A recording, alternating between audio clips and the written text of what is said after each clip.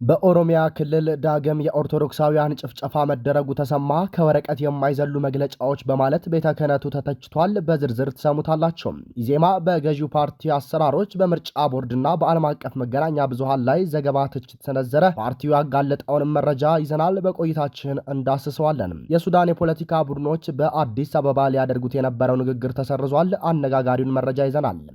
ሰላም ጤና ይስጥልን ውድ አርቲኤም ኢትዮ አድማጭ ተመልካቾቻችን የግንቦት 29 ቀን 2018 ዓ.ም አበይት መረጃዎችን በዝርዝር ይዘንላችሁ ቀርበናል። ቻናሉን ሰብስክራይብ በማድረግ ቤተሰብ እንድትሆኑ እየጋበዝን ወደ መረጃዎቹ እናመራለን።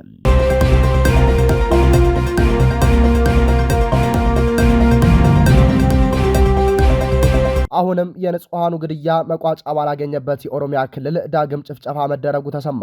በምዕራብ ሐረርጌ አንጫር ወረዳ በአማራና በኦርቶዶክስ ተከታዮች ላይ ያነጣጠረ ዳግም ጥቃት መፈጸሙ ተገልጿል። በኦሮሚያ ክልል ምዕራብ ሐረርጌ ዞን አንጫር ወረዳ ከግንቦት 27 ቀን 2018 ዓ.ም ንጹሃን ዜጎች ላይ ያነጣጠረ አሰቃቂ ድርጊት መፈጸሙ ተሰምቷል።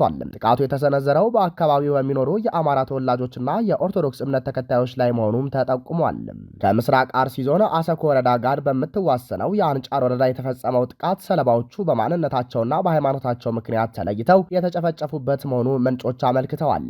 ይህ ድርጊት በአካባቢው የነበረውን ነባር ስብጥር በመቀየር ከኦርቶዶክስ ተከታዮች የጸዱ አዳዲስ ዴሞግራፊዎችን የመፍጠርና አካባቢውን ለሽብር ተልዕኮ የማመቻቸት ስትራቴጂ አካል ነው ሲሉ ጉዳዩን በቅርበት የሚከታተሉ ወገኖች ስጋታቸውን ገልጸዋል። በጥቃቱ ሳቢያ ሕይወታቸውን ያጡና ጉዳት የደረሰባቸው ወገኖች ቁጥር በውል ያልታወቀ ሲሆን የሟቾችንና የተጎጂዎችን ሙሉ ዝርዝር መረጃ ለማወቅና ለማጠናቀር ጥረቶች እየተደረጉ መሆኑ ተጠቁሟል። በአካባቢው የሚገኙ ንጹሐን ዜጎች ከፍተኛ የደህንነት ስጋት ላይ እንደሚገኙም ታውቋል። ከዚሁ ጋር በተያያዘ ዘገባ የጀርመንና አካባቢው ሀገረ ስብከት በአርሲ ዞን በኦርቶዶክሳውያን ላይ የተፈጸመውን ግድያና የቤተ ክርስቲያን ውድመት አጥብቆ ኮንኗል። በጀርመንና አካባቢው የኢትዮጵያ ኦርቶዶክስ ተዋሕዶ ቤተ ክርስቲያን ሀገረ ስብከት ጽሕፈት ቤት በኦሮሚያ ክልል አርሲ ሀገረ ስብከት ስር በሚገኙ 5 ወረዳዎች ውስጥ በኦርቶዶክሳውያን ምዕመናንና በቅድስት ቤተ ክርስቲያን ላይ የተፈጸመውን አሰቃቂ ግድያ፣ መፈናቀልና የቅዱሳን አብያተ ክርስቲያናትን ውድመት በጽኑ አውግዟል። ሀገረ ስብከቱ ባወጣው የሐዘንና የቁጭት መግለጫ ላይ እንደገለጸው በአርሲ ዞን እየደረሰ ያለው ይህ አይነቱ ጥቃት፣ ግድያና መፈናቀል የመጀመሪያው አይደለም ብሏል። በተለይም ላለፉት 10 ዓመታት ያህል ተመሳሳይ ጥቃቶች በተደጋጋሚ ሲፈጸሙ መቆየታቸውንና የክርስቲያኖች መከራ እየተራዘመ መምጣቱን በምሬት ጠቁሟል። ሀገረ ስብከቱ በመግለጫው ላይ በመንግስት አካላትና በቤተ ክርስቲያኒቱ ከፍተኛ መዋቅር ላይ ጠንከር ያሉ ትችቶችን ሰንዝሯል። ላለፉት ዓመታት ለደረሱት ውድመቶችና ግድያዎች ከመንግስት ወገን የሚሰጠውን ምላሽ አላየውም አልሰማውም የሚል መሆኑንና ከኃላፊነት ነጻ የመሆን አካሄድ የሚታይበትም እንደሆነ ገልጿል። ይህም በምዕመናን ዘንድ መንግስት ሆን ብሎ ዝምታን መርጧል የሚል ጥርጣሬን እንዲያሳድር ማድረጉን አስታውቋል። ከቅዱስ ሲኖዶስ ከጠቅላይ ቤተ ክህነት በየጊዜው የሚወጡ መግለጫዎች ከወረቀት የማይዘሉ በመንግስት ላይ ተጽዕኖ መፍጠር ያቃታቸውና ህዝቡን መጠበቅ ያልቻሉ ናቸው ሲል ወቅሷል። ሀገረ ስብከቱ በወቅታዊው አስከፊ ሁኔታ ምክንያት የኦርቶዶክሳውያን የመኖር መብትና የእምነት ነጻነት አደጋ ላይ መውደቁን በመግለጽ በመጀመሪያ ደረጃ ቅዱስ ሲኖዶስና ጠቅላይ ቤተ ክህነት ከጽሑፍ አቤቱታ ባለፈ ምዕመናን ማንቀሳቀስና መምራት እንዳለባቸው አሳስቧል። ሲቀጥልም ምዕመናን በየአካባቢያቸው ራሳቸውን የሚከላከሉበትን መንገድ መንግስት እንዲያመቻችና በተግባራዊ ተጽዕኖች ግፊት መደረግ እንዳለበት በጽኑ እንደሚያምን ገልጿል።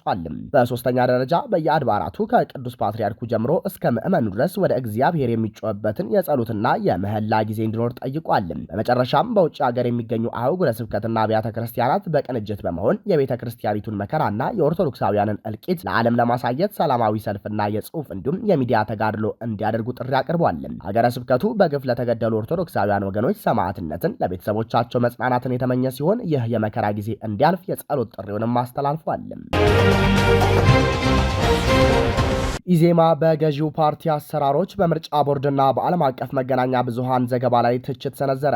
የኢትዮጵያ ዜጎች ለማህበራዊ ፍትህ ኢዜማ በሰባተኛው ብሔራዊ ምርጫ ላይ ያለውን ግምገማ ይፋ ያደረገ ሲሆን ውስን በጎ ግኝቶች መመዝገባቸውን ቢያምንም በገዢው ፓርቲ አካሄድ በምርጫ ቦርድና አድሏዊ ሲል በገለጸው የዓለም አቀፍ መገናኛ ብዙሃን የምርጫ ዘገባ ላይ ጠንካራ ትችት ሰንዝሯል። ፓርቲው አርብ ዕለት ባወጣው መግለጫ ከፍተኛ የመራጮች ምዝገባ መታየቱንና ወደ ዲጂታላይዜሽን ለመሸጋገር የተወሰዱ የመጀመሪያ እርምጃዎችን ጨምሮ በምርጫ ሂደቱ ጠንካራ ጎኖች እንደነበሩት ገልጿል። ከፍተኛ ቁጥር ያላቸው መራጮች መመዝገባቸው ትልቅ መነቃቃትን ያሳየና እንደ ጠንካራ ጎን የሚያገለግል ነው ያለው ፓርቲው ለመራጮችና እጩዎችን የበይነመረብ ምዝገባ መተግበሩ ለዲሞክራሲያዊ ስርዓቱ ዘመናዊነት ትልቅ እንቅስቃሴ ሲል ገልጾታል። ፓርቲው በምረጡ እንቅስቃሴ ወቅት የተሻለ የሚዲያ ተደራሽነት መፈጠሩን በበጎ ጎን የጠቀሰ ሲሆን ሰፊ የሚዲያ እድሎች፣ የጋራ ክርክር መድረኮችና የአየር ሰዓት ለሁሉም ተፎካካሪ የፖለቲካ ፓርቲዎች በአግባቡ መመቻቸቱ የሂደቱ ሌላኛው ስኬት ነበር ብሏል። ይሁን እንጂ ኢዜማ እነዚህ ጥሩ ጎኖች መዋቅራዊ ፈተናዎችንና ተግዳሮቶችን መሸፈናቸውን በመጥቀስ ለዚህም ዋነኛውን ኃላፊነት በገዢው ብልጽግና ፓርቲ ላይ ጥሏል። ገዢው ፓርቲ የመንግስት ሀብትንና ማህበራዊ ልማት ፕሮግራሞችን ለምርጫ ቅስቀሳ ተጠቅሟል ሲል የከሰሰው ኢዜማ በተለይም ማህበራዊ አገልግሎቶችን በመጠቀም አስገዳጅ ምልክቶች መተላለፋቸውን ጠቁሟል። እንደ ማህበራዊ ጥበቃና የተማሪዎች ምገባ ያሉ ፕሮግራሞችን በመጠቀም ትስስር የብልጽግና ቤተሰብ በሚል የዳቦ ስም በመጠርነፍ የምርጫ ውሳኔያቸው ላይ ከፍተኛ ተጽዕኖ አሳድሮባቸዋል ብለዋል። መራጮች ገዢው ፓርቲን ካልደገፉ እነዚህ አገልግሎቶችን ሊያጡ እንደሚችሉ ማስፈራሪያ ይደርሳቸው ነበር ብለዋል።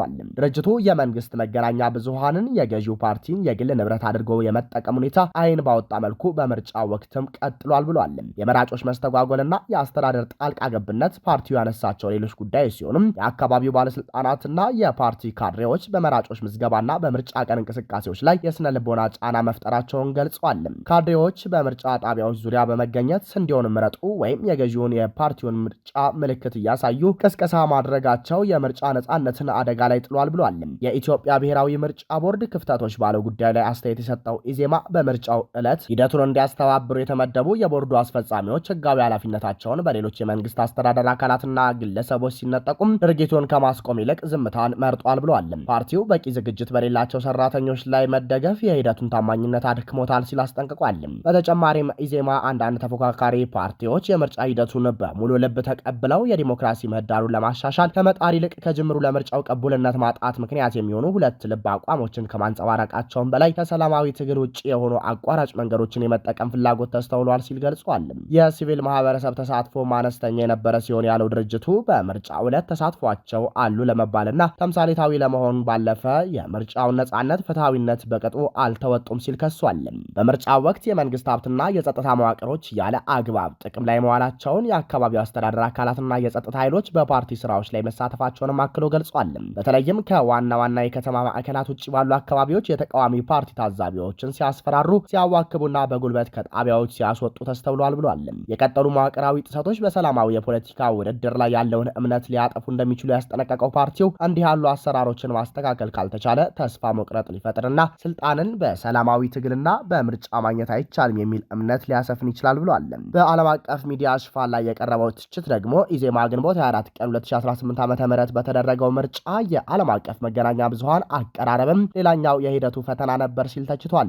አንዳንድ ተቋማት ሂደቱን ከአገሪቱ ተጨባጭ የዲሞክራሲ እውነታዎች ይልቅ በጠባብ ጂኦፖለቲካዊ ወይም ስትራቴጂካዊ እይታዎች መቃኘታቸውን ገልጿል። ኢዜማ በምርጫ ወቅት ሚዲያዎች የገጠሟቸውን ገደቦች ጨምሮ በሚዲያ ድርጅቶች የተነሱ ስጋቶችን ባያነሳም ለዓለም አቀፍ ሚዲያዎች ሽፋን ግን ጠንካራ ትችት አቅርበዋል። የዓለም አቀፍ ሚዲያዎች አካላት መመዘኛና መስፈርት በዋነኛነት በገዛ ራሳቸው ፖለቲካዊና ስትራቴጂካዊ ተጠቃሚነት ላይ ብቻ ያነጣጠረ ነው። በዚህም የምርጫ ሂደቱ ሙሉ በሙሉ ቅቡልነት እንዳይኖረው ለማድረግ ሲሰሩ ተስተውሏል ብሏል። በመጨረሻም ይህን በምርጫ የሚመሰረት መንግስት እንዳይኖረን በማድረግ በጎረቤት ሀገራት ጭምር እንደታዘብነው መንግስት አልባ ሀገር የማድረግ ብሔራዊ ጥቅማችንን ተቃራኒ ተግባር ሆኖ አግኝተነዋል ሲልም አክሎ ገልጿል። የኢዜማ አስተያየት የመጣው ሮይተርስ፣ ቢቢሲ፣ አልጀዚራ፣ ዶቼ ቬሌ፣ ኒውዮርክ ታይምስ እና ፎሬን ፖሊሲ የተካሄደው ምርጫ በፖለቲካ መከፋፈል፣ በቀጠሉ ግጭቶችና በውስን ውድድር ውስጥ የተካሄደ መሆኑን በሰፊው በዘገቡበት ወቅት ነው። የሱዳን የፖለቲካ ቡድኖች በአዲስ አበባው የሰላም ንግግር ጎን ለጎን ሊያደርጉ የነበረው ስብሰባ ሳይካሄድ ቀረ።